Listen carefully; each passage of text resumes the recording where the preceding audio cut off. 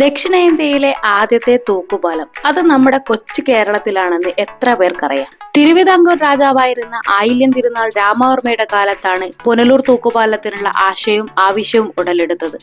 അന്ന് തിരുവിതാംകൂറിന്റെ ദിവാനായിരുന്ന നാടുപിള്ള British എഞ്ചിനീയറായ Albert ഹെൻറിയെ തൂക്കുപാലത്തിന്റെ നിർമ്മാണ മേൽനോട്ടങ്ങൾ ഏൽപ്പിക്കുകയും 1877 പണി പൂർത്തിയാക്കിയ പാലം 1880 പൊതുജനങ്ങൾക്കായി തുറന്നുകൊടുക്കുകയും ചെയ്തു.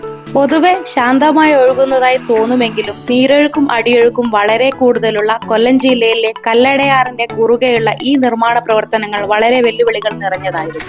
കരയോടടുത്ത് തന്നെയുള്ള രണ്ട് വലിയ കമാന ആകൃതിയിലുള്ള തൂണുകളെ പരസ്പരം ബന്ധിപ്പിക്കുന്ന വിധത്തിൽ ഇരുവശത്തുമായി രണ്ട് കൂറ്റൻ ചങ്ങലകളാൽ തൂക്കിയിട്ടിരിക്കുകയാണ് ഇതിന്റെ പ്രധാന ഭാഗം. ഈ ചങ്ങലകൾ കരഭാഗത്ത് സ്ഥാപിച്ചിരിക്കുന്ന 4 കിണറുകൾക്കുള്ളിലേക്ക് ഇറക്കി ശക്തിപ്പെടുത്തുകയും ചെയ്തിട്ടുണ്ട്. തമിഴ്നാടുമായി വാണിജ്യബന്ധം സാധ്യമാക്കാൻ ഈ പാലം ഏറെ സഹായിച്ചിട്ടുണ്ട്. 1972 പുനലൂരിൽ പുതിയ പാലം വന്നതോടെ കേരളത്തിലെ സംരക്ഷിത സ്മാരകങ്ങളിൽ ഒന്നായി പുനലൂർ തൂക്കുപാലം ഇപ്പോഴും നിലകൊള്ളുന്നു. ഏകദേശം 1.5 നൂറ്റാണ്ട് പിന്നിട്ടിട്ടും ഇന്നും നിർമ്മാണ രഹസ്യങ്ങൾ ചുരുളയാതെ കേരള ചരിത്രത്തിന്റെ നെറുകയിൽ ഒരു തിലകക്കുറിയായി നിൽക്കുന്ന ഈ എഞ്ചിനീയറിംഗ് വിസ്മയം ജീവിതത്തിൽ ഒരിക്കലെങ്കിലും കാണേണ്ട കാഴ്ച തന്നെയാണ്.